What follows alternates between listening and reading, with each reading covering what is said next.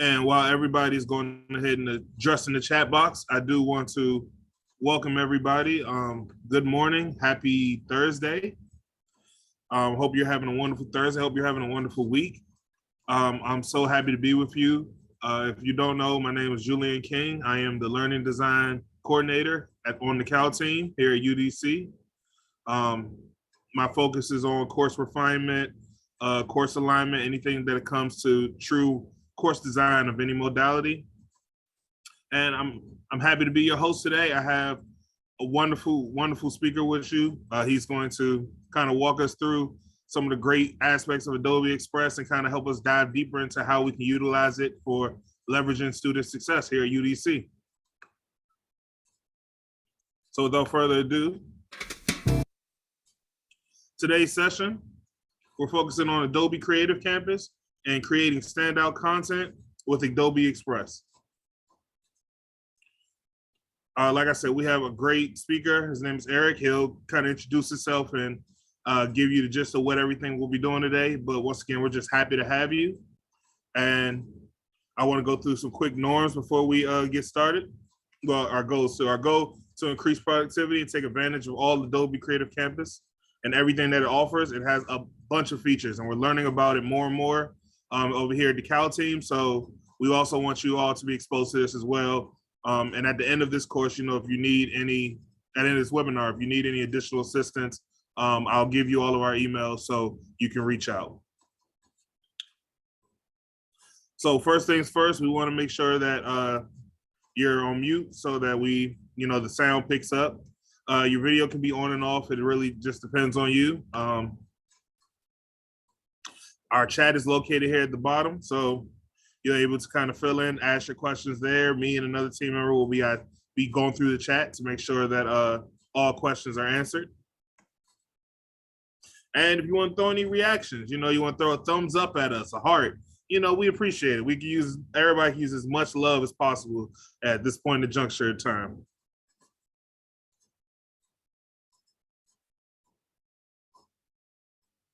And when we talk about reactions, we have 1,000 reactions. You can add any kind of smiley face. You can change the skin tone of your thumbs up or any of your hand signals. All of that is a function in our Zoom webinars.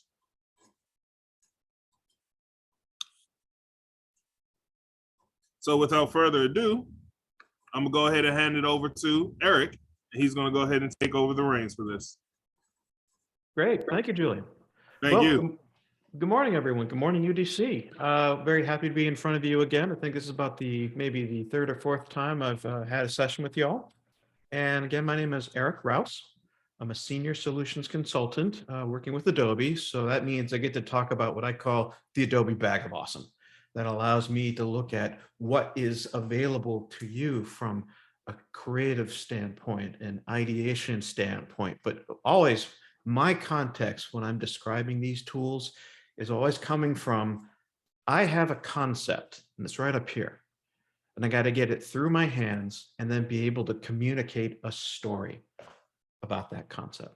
And that's something that touches absolutely every single major degree, coursework, study, because any of your students in any field or pursuit will someday have to go to their manager, supervisor, board of directors, whoever's got the big bag of money and say, I have this really great idea. Let me tell you a story about my idea.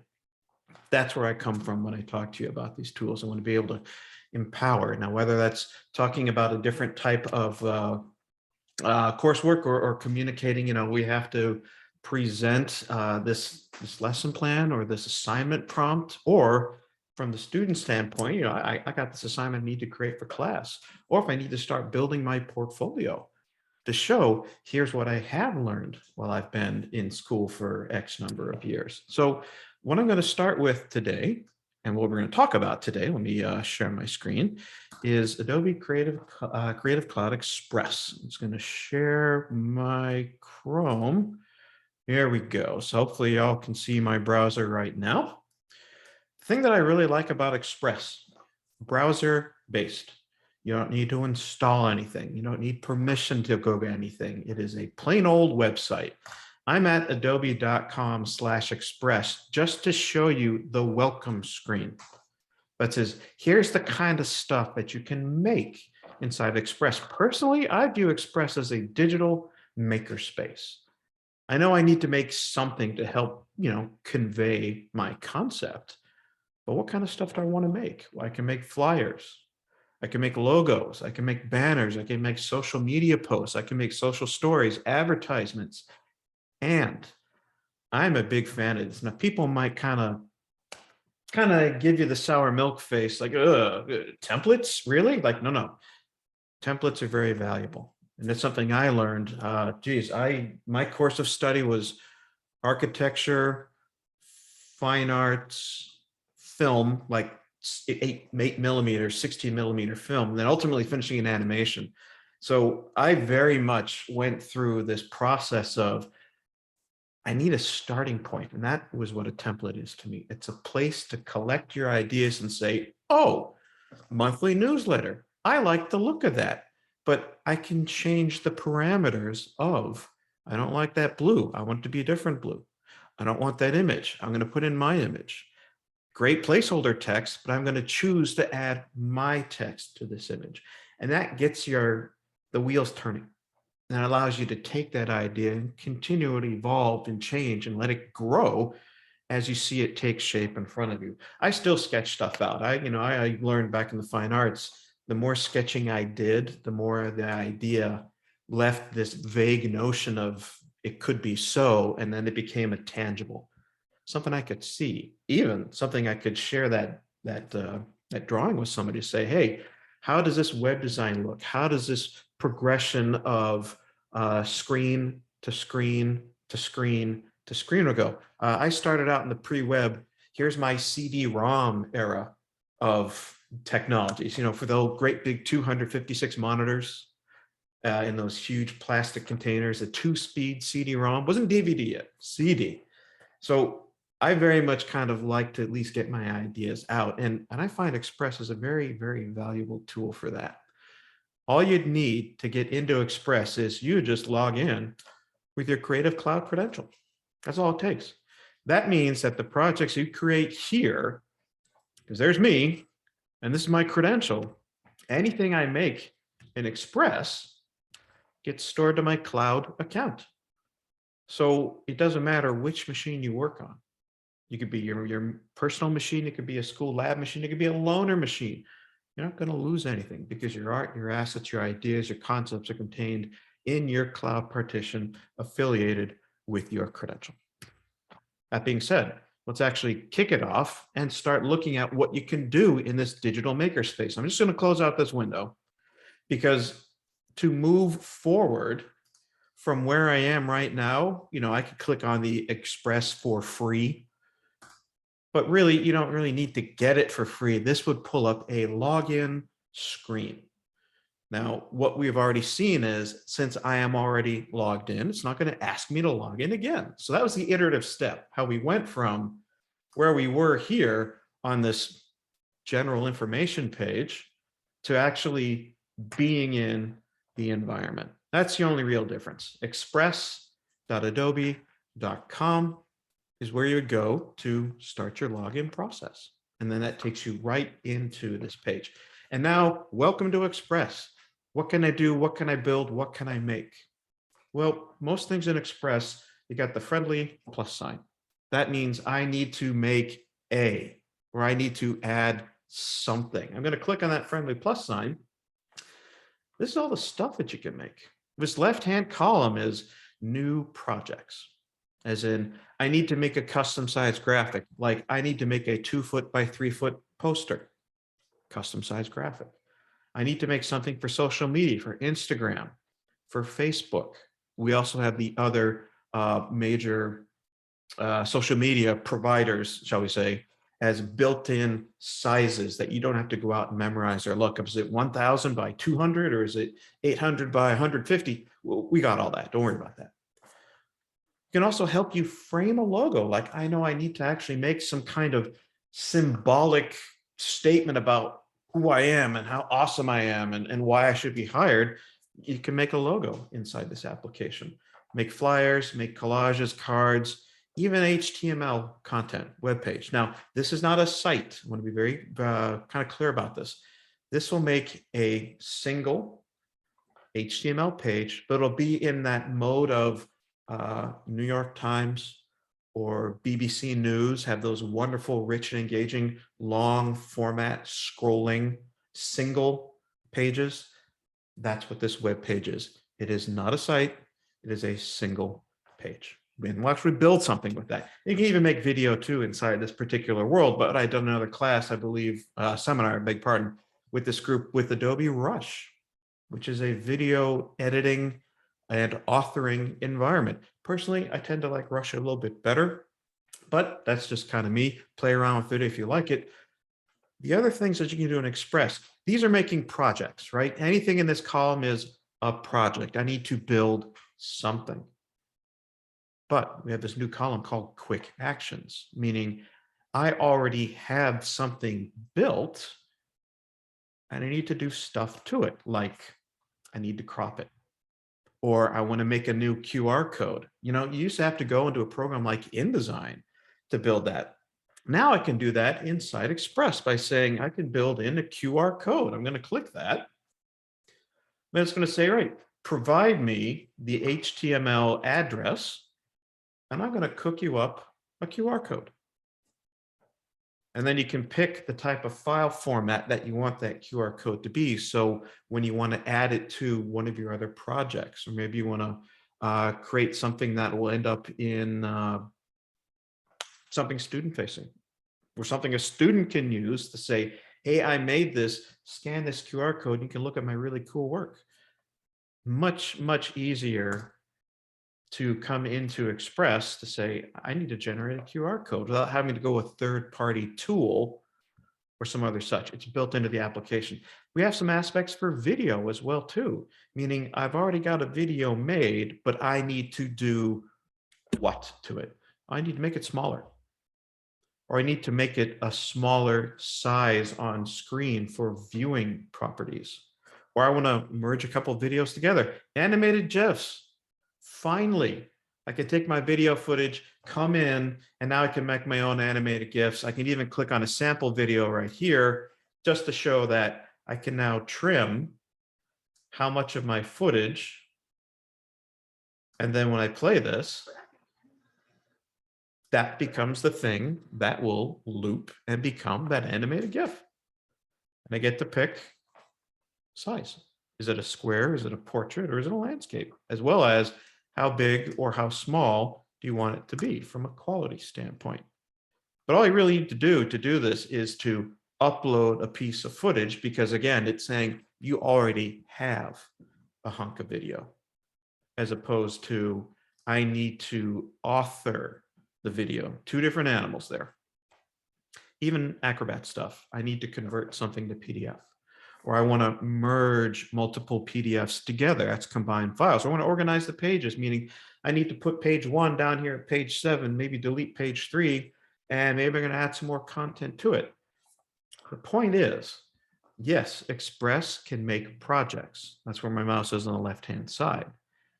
But I can also do stuff that would require this column image. Normally, that's Photoshop.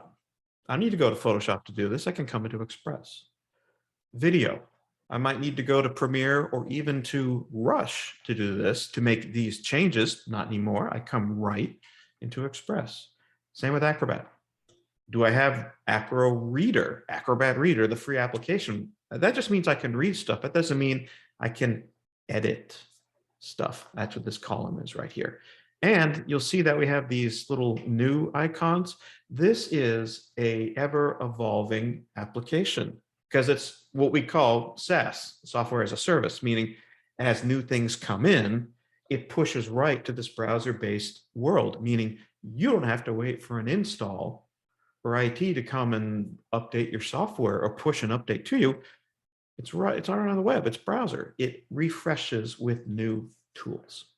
So this is the interface, this is the structure, this is this digital makerspace, as I like to call it. And how did I get to it? It's all from this plus sign, top left corner. So let us build something. Now I can scroll down and look at popular templates. These are the templates that are active right now. Sometimes they're seasonal, sometimes they're pulling on information coming from what's going on in the world. But as you can see, these are ready to go. And I can click on any one of them, or check out this area right here. See how it says search all templates? If I had an idea, if I said, I know I need to make a template relevant to travel or ecological concerns or item, I would even come in here and I'm just going to put in resume just so you get a sense of where this is coming from. Resume and layout. We've really advanced beyond the centered block of text with bullets, and we really kind of want to make the humble resume, the CV, be at least a little more visually interesting. So you can even come in and just pull a resume template. As you can see, we got near 1,100 of these things. All you would do is you would fire this up. All right, Blake, I'm picking you. Start from. There's the page. There's the sample text that's coming on screen. And now all I do is I click on that piece of text and I'm now personalizing it. I can put in my about, my whatever they're calling this nowadays. It's not a mission statement, but it's like who I am. What am I striving to achieve? And I just key it in all right here. Change the font if you so wish. Sure. Why did it pick Railway Regular? Because it's part of the template. The whole thing of this template is I give you structure. I give you infrastructure, as in I'm not having to scratch my head like what font is good, what size is good. It's saying, if you like this layout, great, stick with it. Change only the stuff that is relevant for what makes you, you. But it's a template, so I didn't have to start from zero. There's no innovation in a vacuum. There's always somebody that might have taken another shot at this. So at least from, as I was saying, the humble resume, how did I get there? That was from the search panel. Now, yes, I've got a project open. I didn't hit save at any point in time of this. Notice how it says saved right here? Because this is a SaaS-based, browser-based activity. You don't have to hit Command S on the keyboard every 5 minutes, like I learned coming up. You just work, and the work is saved in your projects tab. That's why we have all these breadcrumbs here, because this is a browser-based environment. It follows the rules of HTML, meaning I know where I am because these are my breadcrumbs. I started at home. I went into projects. I'm in the My Projects file. If I go back to the project's name, he's showing me all my active projects that I have affiliated with my credential. And you don't have to keep it. You can always click on that triple dot and say, you know what, I'm done with this idea. I don't need it. Let me delete it. Or I want to download it because I now want to turn it into a PDF that I can put in submit. Or maybe I need to move it to, as you see here, I've already made folders. So just as you make new folders in your computer to organize your assets, you can click on the new folder icon right here. And just as I have three, one for images, one for video, one for pages, I can make a fourth one. Maybe I'll call it utility. Why? Because I don't know what it is, but I just want to at least give it a home. If you saw my desktop, you'd probably say, wow, you're very organized in this presentation, but your desktop looks terrible. Yes, that is true. But I like to organize to at least give myself a chance of finding the thing that I made and not having to look at 100 different individual elements. That's why I call it the mega folder. One folder that holds 50 things doesn't help me, but I can make my individual folders. There's utility, and I want to move this to utility. So I click on the triple dot, the ellipse. I say, I'm going to move you. Where am I going to move you? To utility. Move it here. Done. Very easy to move around, navigate, organize inside Express. You might not be ready for folders. Fine. It is there, the capability of creating a new folder. And where did I get that? From projects. The easiest way, of course, to go home is to click on the home icon or the icon at the very top left, well, too. I can click on that, and then it'll take me right to my home. So I scrolled to get through to pick a template, but as I keep scrolling, there's so many more templates. Facebook, posters, logos, as in this is a logo that somebody else made, but now I can use that logo, change the text, change the color, change the icons. Just like we were seeing before, the template doesn't mean permanent. The template means diving off point. Flyers, collages, book covers, album covers, lots and lots and lots and lots and lots of stuff. All here, ready to click on, ready for you to make your changes.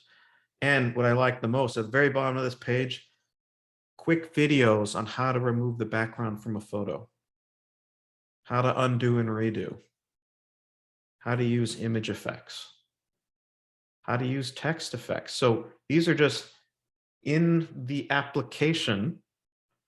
I just click the video and it takes me to a quick YouTube page where I watch the video.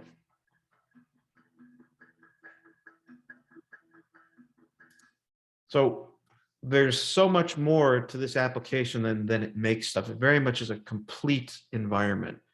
Gives you things to drive your ideas from, as well as reinforce with those videos. Let us keep moving. So we had started with a quick template just by choosing one. I'm going to choose another one so you can take a look at more from a visual standpoint, because we just did a simple resume, right? Blank background and text elements. Let me pick something a little bit more visual, and we'll do the same kind of thing. And then I'm going to show you how you can build out that singular web page. Very effective. I even have people using web pages after I show them this as a PowerPoint replacement. Why? Because I can email somebody an HTML link and they can look at it on their phone. Can't do that with the PowerPoint, can you? Not without having to have the PowerPoint mobile app, wait for it to download, and then figure out all the very small to click things. I can make a web page. It's meant to be viewed because it'll reflow your content to fit your screen width of the device you're looking at it on. Fantastic. And what did you not have to do? Write a single shred of code to do that. Because as we've seen or will see from the templates, there are HTML templates to give you that structure to say, I'm going to help you with text. I'm going to help you with color. I'm going to help you with layout. You provide the content. Wonderful. Let's pick a visual. So again, I'm going to go through and just scroll a little bit. All right. Bookshore Arts Festival. Got it. It's a poster. I'm going to start from that. So we just saw this with the resume. This is, when you look at this, mentally say placeholder content. I don't need to use any of it, or maybe I like the green. I want to keep the green, but I don't like this text. So I'm going to click on that text and choose to say summer. That's what I get. I'm typing in front of people. I'm going to make typos. At any rate, summer program. So I just changed the text. Maybe I need to change the address because maybe it won't be in Peoria, Illinois. Well, I'm just going to say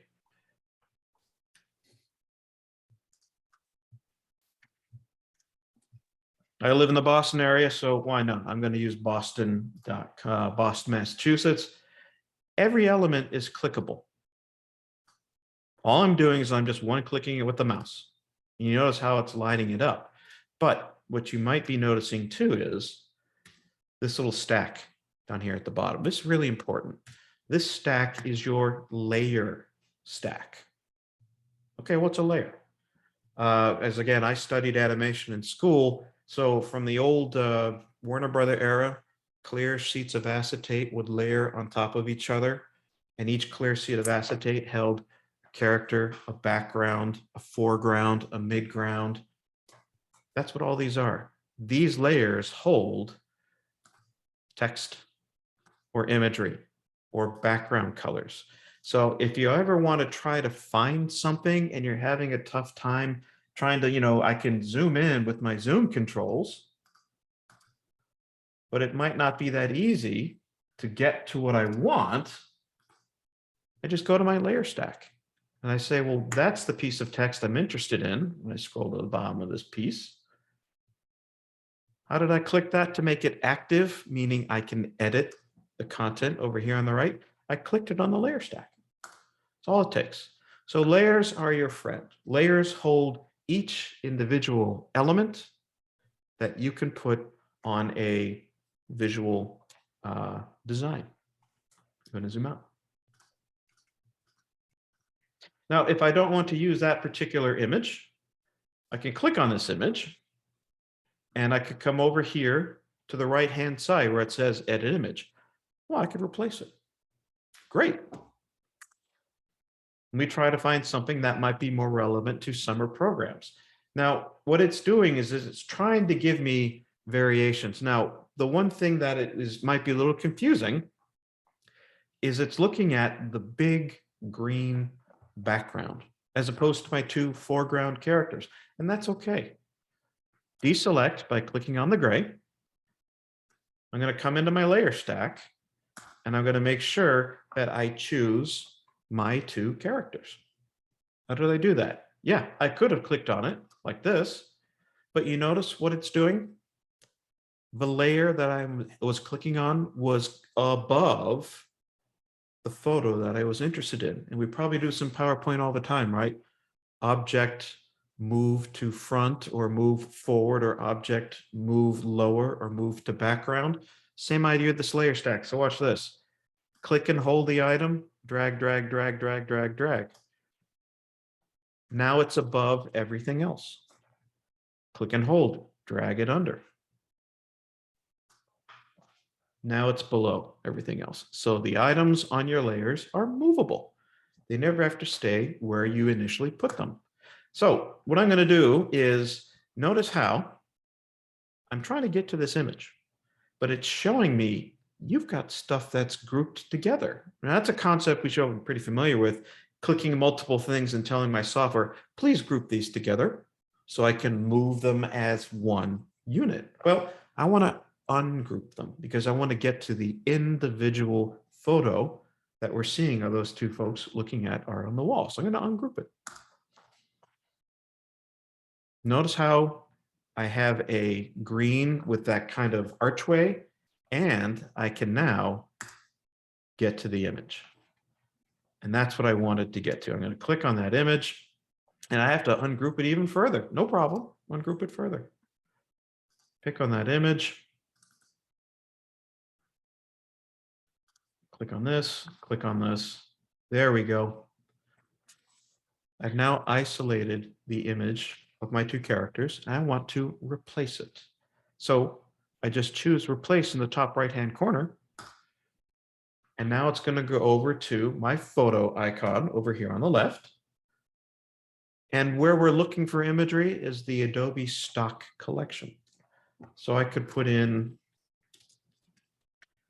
summer program, kind of picking that one out of the wind, but you could really tell it what element am I interested in trying to find inside the big collection of Adobe stock.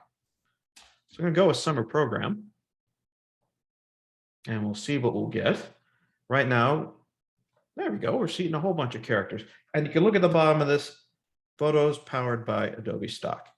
So this means you don't have to go to Google Images. You don't have to go to other locations. You can pull the assets right from stock itself. The power of that being, there's only one place to go in order to look for your material. You never have to leave where you're working.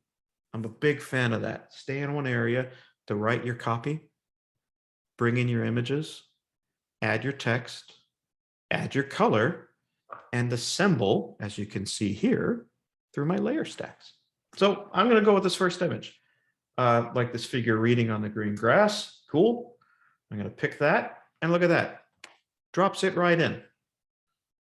Now, it might not be perfectly centered in that archway, and that's fine. We know how to do that. All we have to do is click on, let me collapse my layers. I'm going to use this X. I'm going to click on the move arrow and just move it. Or I can zoom in by making the image bigger, because these 4 corners represent the size of the image. Well, I want this to be bigger. Put your mouse on a corner, drag it to be bigger. And now move it around. Now, what you're looking at is the way somebody had built this particular template. We're seeing a little bit of overlap in certain areas. So personally, I would have built this a little bit differently, but as long as you understand the point, when I went to move or remove that image, all I did was I clicked on the photo of interest, and then I told it, I want you to be replaced by another piece of content. So really great feature there. Now, if this is something I ultimately want to use, I click download and say, well, how do I want to punch this out? As a PNG file, as a JPEG, or a PDF? So the project stays in your cloud storage area. And that's a file you can keep going back to if you wish. But I need to make a flat version because I want to put this into something. Maybe I want to put it onto a web page. Maybe I want to send it to the print shop and turn it into a poster I want to push around campus. I can save it as a PDF. So all download means is take what I've built and punch it out as a different file format so I could use it in other places. But this all started from templates, and I'm going to click on the home icon, and we have bunches and bunches and bunches of templates. So templates, not a bad thing. They're a great thing. Gives you framework, gives you structure. And as you become more comfortable with the program, you could come in and say, plus sign, I want to make a custom size graphic because I know I need to make something that is in inches. Maybe it's going to be 30 inches wide by 50 inches. Well, in this case, it looks like we only cap out at 20. Well, fine, 11 by 17. Either way, when I hit next, I'm going to get a big empty white artboard. That means I can now use my tools on the left-hand side. If I want to add text, I click on the T for type tool. Now, this is giving me text that has already been pre-configured for a look and feel. I'd rather add my own text. So I'm going to click Add Own Text at the top of this panel. I'm going to close this panel to give it some space. And now I come in for my title. Now remember, this is an 11 by 17 piece of art. So maybe that text is too big. Well, okay, change the point size. Maybe knock that down to 60. Maybe I stretch this out to try to get the type to occupy one line. Or I could make it bigger. So I went to physically change the point size. But this application is very much, well, if you choose it, you tell me how big you want to be, and then I will make that point size correspond. We were at 60 point size, now we're at 157. So if you want to drag and drop, go ahead, drag those corners. Or if you know you need to put in a point size, go ahead and do that too. Same with font. You have a whole bunch of fonts to use. Come on, font. I'll give you one more try. Naturally, this only happens when people watch. I should get a great big pop down, and that pop down should be providing me different fonts. But while we're talking about that, it's showing me Source Sans Pro. But it's also saying, well, if you like Source Sans Pro, maybe you might like some of these other fonts down here at the bottom of the screen. So I could change it to Summer Program. Or, beg your pardon, not Summer Program. Just different font families. That one's Tarzana. This one's Annabelle, and this one's Kinto. The whole point is I started with the font, and I don't know why it's not allowing me. When I hit that pull down, I should get a great big screen that shows me other fonts. This is just the application saying, well, you picked one thing. We have other things that you might like too. So That's more of an FYI to kind of keep in the background. So easy enough to add text. I can take text and I could come in, add text. And I could even come to an application. If you're ever wondering, how am I going to fill copy? Lipsum, Lipsum is a great place to go for placeholder content. Instead of me hammering on the keyboards, now I have content that I know is not going to be kept. I'm going to copy it and paste it. And I'm going to change the point size of this to be something smaller because it's going to be body copy. I paste that in. So another way of using just a plain old browser-based, I need to create copy. So let me go to lipsum.com so I can put in some of my text. Just placeholder. That's why it's in Latin, right? You'd never print that out because it's in Latin. That's the whole point of Lipsum. I don't have my text yet, but I need something that will hold the space. And then if I want a photo, I come into photos. Now we just did this. I can search from my collection on stock, or I can upload a photo because I have a photo that's on my hard drive somewhere. So you don't always have to use the content from Adobe stock. You can come in and use the content from your hard drive. So in this case, I'm coming to a particular spot, Photoshop, and my character. There we go. Bring in my character.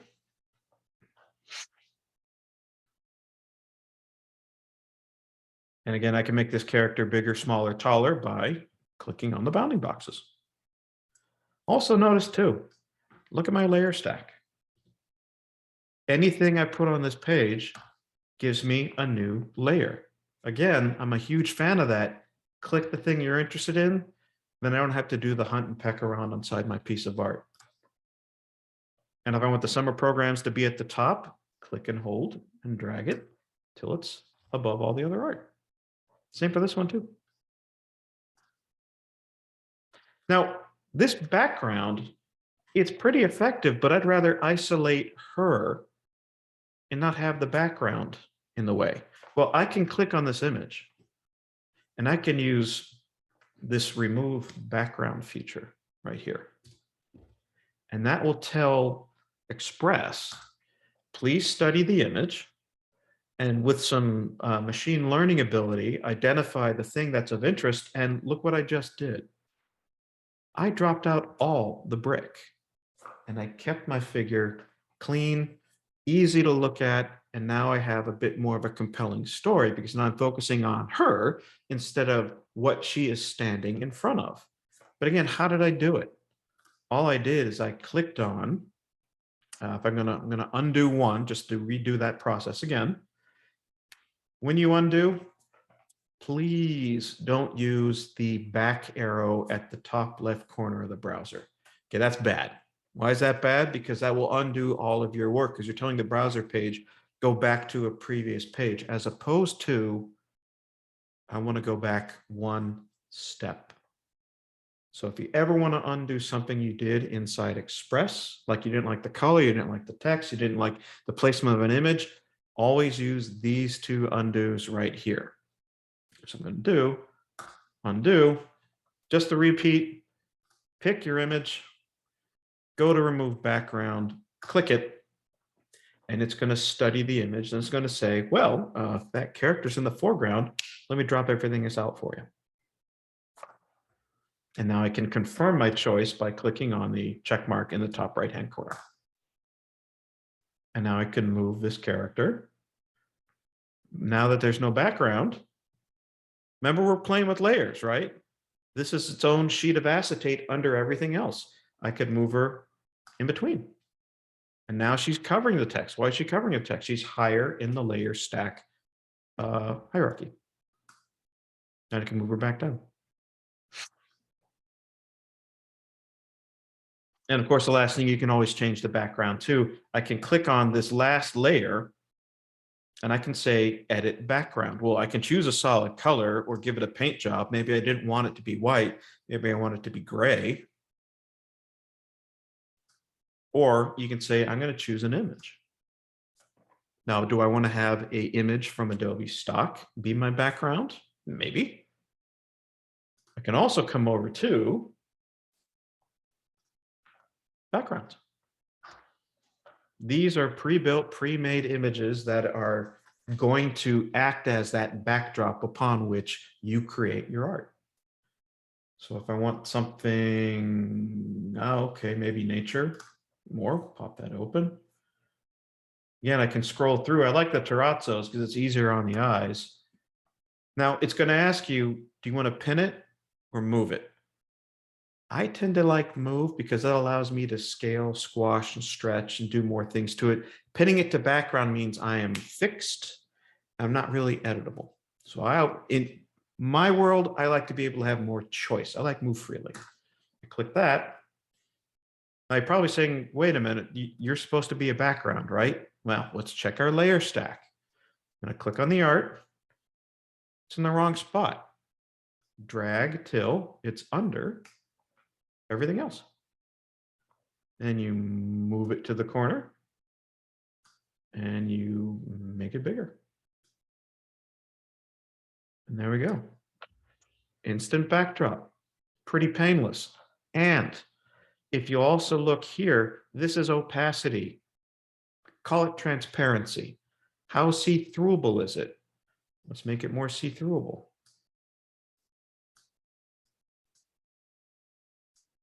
That's 8% visible versus 100% visible. So any one of these layer items can be made to be just slightly transparent. Quick assembly of only 4 things. This could very easily get to 15 or 16, depending on what you want to communicate.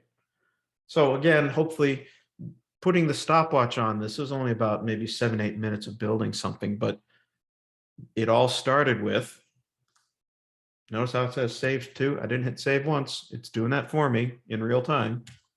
I'm going to go back to my home key. This process started from me saying, I wanted to make a custom size graphic. I picked the size of the canvas, could be artboard, and then I built my text, my imagery, my backdrop, and I knocked out the background. So any one of these will give you that. And if you go, just going to go back to custom size, and we'll do the HTML.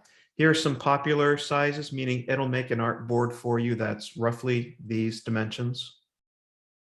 Or these are all the social posts. So if Instagram landscape ever changes, you don't have to memorize that number. We'll change it for you. Standard print sizes, social profile sizes, and standard. All these just make empty artboards, white canvases that you then put your messaging on top of. Great. So we can make these. We just made any one of these. We just didn't happen to make it happen Guac Day. We just happened to say some programs, fire image, our backdrop on our text. But I want to show you how you can make a web page, because this becomes a very powerful communication mechanism by clicking on web page, because that gives me a link I can send to somebody else. Now, this look and feel will be a little different because what we're doing is we're building a series of what do I want to add to this tall scrolling HTML environment. So we can be able to add imagery and text, and backgrounds, and we can even divide up how we look and perceive the images that are on the page. But the first rule of thumb is this is the title screen, right? Go to any website, you're taken to, like I was showing you earlier, title screen. But I don't want that.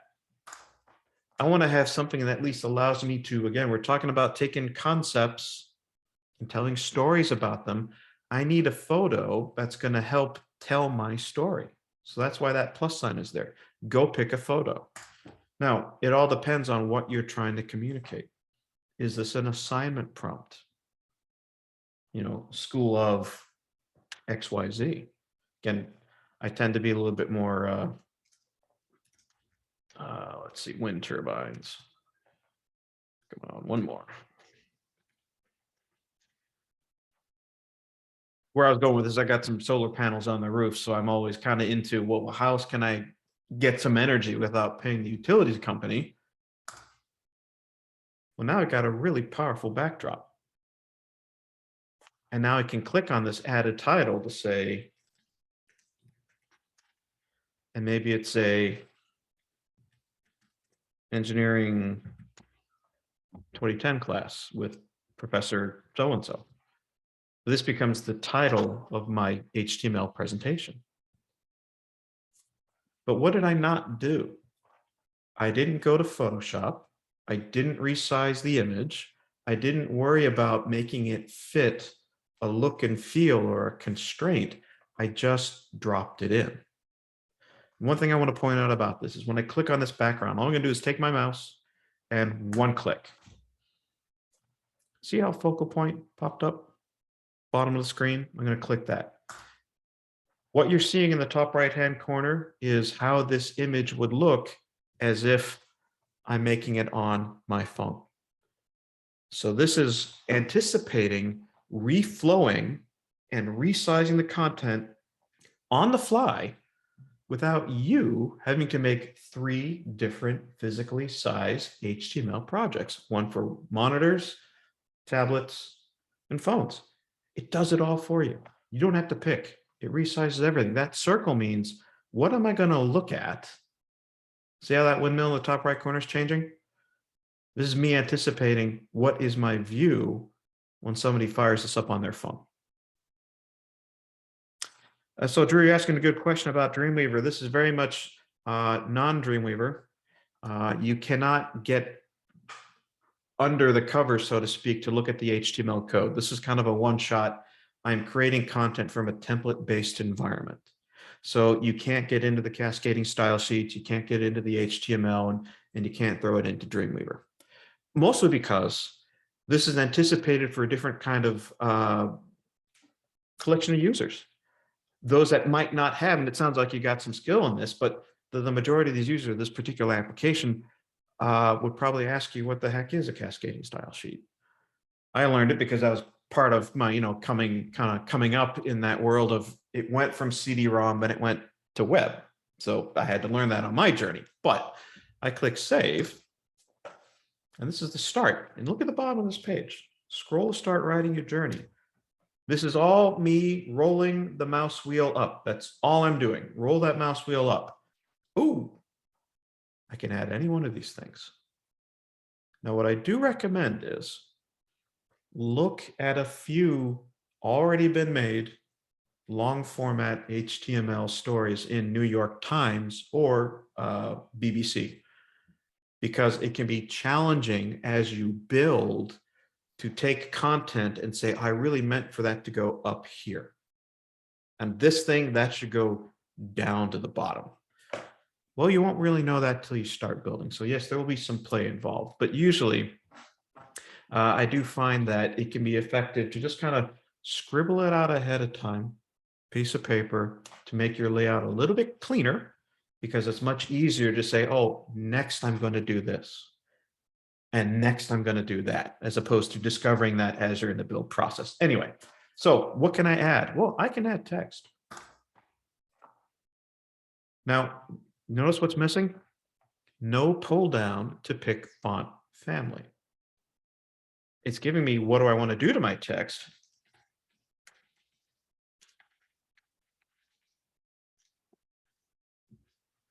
I can highlight that. I can make it a big header, that's an H1. I can make it a subheader, that's an H2. I can make it a pull quote, or I can turn it into a bullet. But it's not giving me the ability to say, well, what font family would I rather have? And here's why. Themes, top right corner. This is very similar to what we just talked about in templates about 10 minutes ago. There are express themes that come with the application. Storybook, Trek, Nightcap, and each thumbnail gives you a sense of, what will my content look like? What will my text look like? So if I choose Wellesley, look what it did to the type. Heavy sans serif, but serif on the body copy. If I go to Teresa,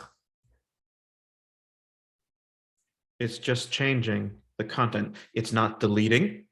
I don't have to retype it.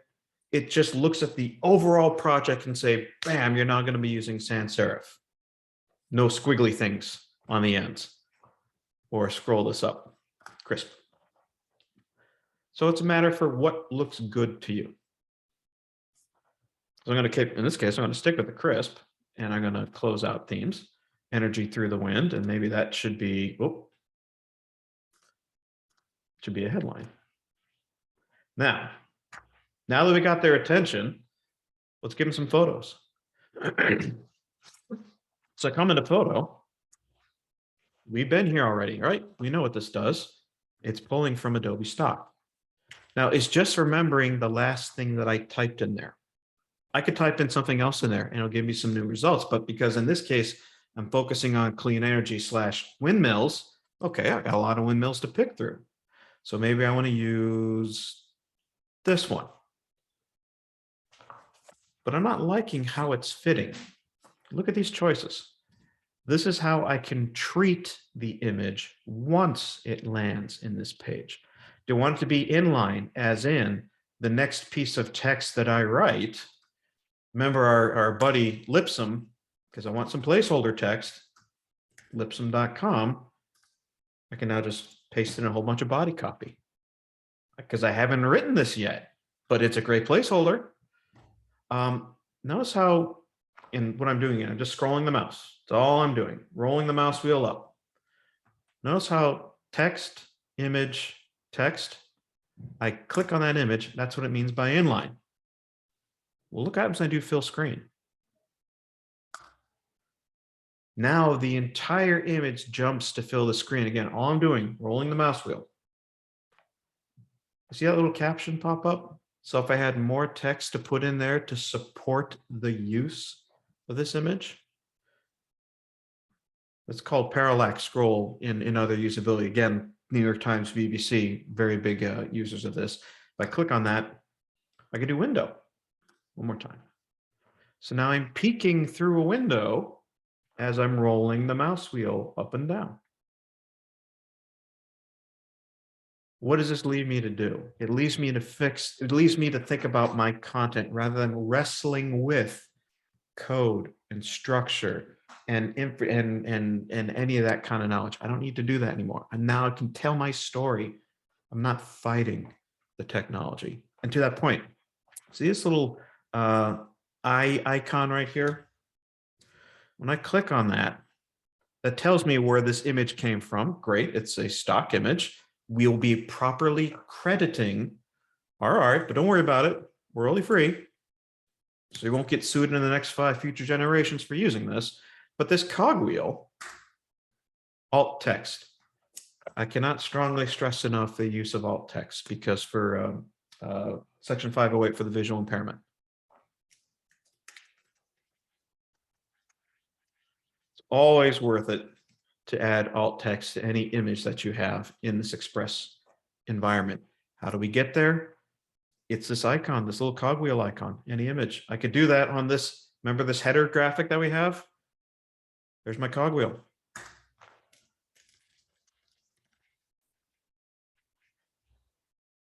Now I'm more in compliance because I can put alt tags onto my visual art.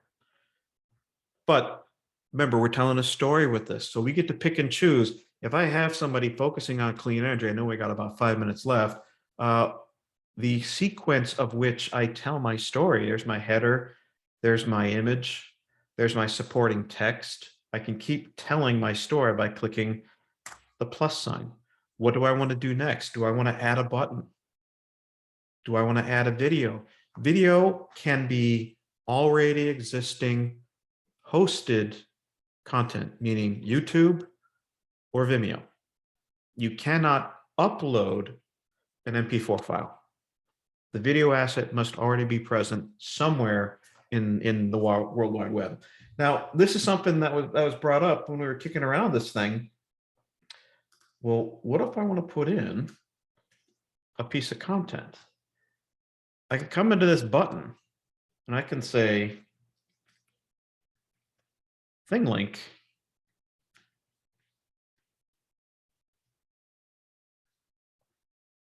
Adobe stock videos, unfortunately, no, because those stock videos are downloaded. This is more straight up YouTube content, YouTube links, or Vimeo links. Then I could put in, naturally, can't spell, put in this thing link. I can center it, I can save it. How do we preview this? Well, we have preview, top center of my interface. Click on that. And now this simulates what will the recipient see as I'm working. So I'm just scrolling the mouse wheel. Ooh, thing link. Now I am in Center for Digital Learning and Access. So even though that was an HTML link, I can embed that in a button. So if there's places that you need to take your viewers, I can now take them into a dedicated page. And this further enhances your storytelling ability by providing relevant, accessible additional links. All came from this button. Now, to get out of preview mode, you just hit the X, top right corner. One last thing I want to show, and then that'll pretty much take us to time, is, and you could do so much storytelling just from what we talked about alone. Header graphic, use of theme, text, imagery, 4 different ways of showing imagery, captioning, and alt texting. But we might want to have a little bit more. I'm a big fan of GlideShow.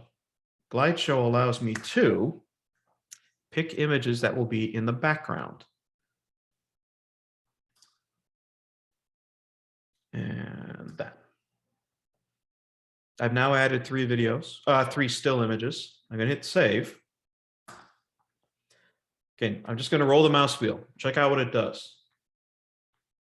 Sits in the background. White box comes on screen. White box is I can put more content in there, but I'm going to keep scrolling the mouse. Oh, look at that fade. It did that. You didn't have to worry about that.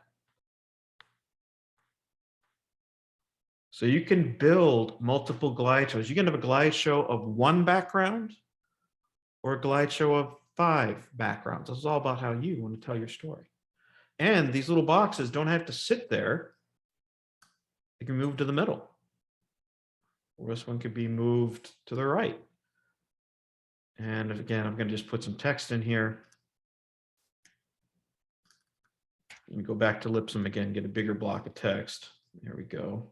Copy. Come on, text. There we go. Big block of text. And in this one, I'm going to add an image. You could put 10,000 words in this glide box and it'll be happy. You know, no worries about that. And then if I go to preview,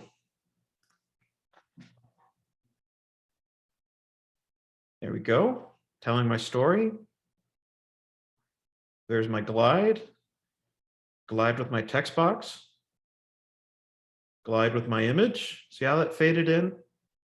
Bottom right. Fades in, that's slick. But I didn't put anything in glide box number 3, did I? That's why there's no box to be shown. It had no content. And then it shows me the credits at the bottom. All right, I know we're 1 over, but the most important thing is you got to share it. Top right corner. I click on that, and then I need to publish and share the link. This gives me a title. This has my credits. I'm going to turn off the get noticed, but I'm going to create a link. This gives you a persistent HTML link, meaning this link is forever bound to this project. So if you change it 5 months from now, you don't have to worry about it, because let's say I change this and say I don't want that there. And then I hit share, publish. We notice you made some changes. Update the link. So you're not generating a new HTML link, you're keeping the original HTML link. And then you have something you can copy and pitch into an email. So I know we're over, and thank you for sticking around, but Express, it's a very powerful tool. It's a digital makerspace that'll let you make whatever you want from a still image standpoint, from an HTML standpoint, as well as making changes to pre-existing content. But something that Alan had put inside the chat, it's a scaffolding effort. It's your first, I'm a big Star Wars fan, right? First step into a larger world, right? You start somewhere and then you funnel up. So with that, I'll stop sharing and turn it over to Julian. And thank you all for your time today. No, thank you, Eric. I appreciate that. Alan as well. Thank you for hanging in the chat. Looking at that and those tools, I see a plethora of ways we can kind of use those to enhance our instruction. I love the web page. I think that can take the place of PowerPoints in classes. Oh yeah. Definitely a more interactive tool. And I'm glad you spoke about the alt text. You know, we're big on accessibility and usability for our students. So, you know, we want to promote those things in everything we do. Mm-hmm. So I'll go ahead and share my screen really quickly so we can close out. So once again, everybody, thank you for joining. I just want to kind of go ahead and give you our C.A.L summer programs. We have our instructional designer, Dominique Law. She's on the call as well. She's doing course makeovers. If you're looking to refine your course, convert it, you want to make it more learner friendly and engaging, or even start incorporating some of these Adobe Express tools, you can reach out to her. You can reach out to me as far as your grade book, enhancing your grade book so you can track performance and go through the data a little bit better. David Cerna, that's our ThingLink guy. He's out right now, but you know, anything ThingLink, VR immersive, he's the guy. And Mr. Blackboard, Pat Cottrell, he's our educational specialist. Any questions or concerns pertaining to Blackboard, anything in depth, he can help you as well with that. And all our emails are listed here. So finally, any questions as we get ready to close out this presentation? And if you do have questions about the Adobe specifically, or how you want to implement it, what do you think the best ways will be in your program or your specific course? Please reach out to us at the C.A.L Help Desk, and we can kind of walk you through and consult you about how you can best implement that.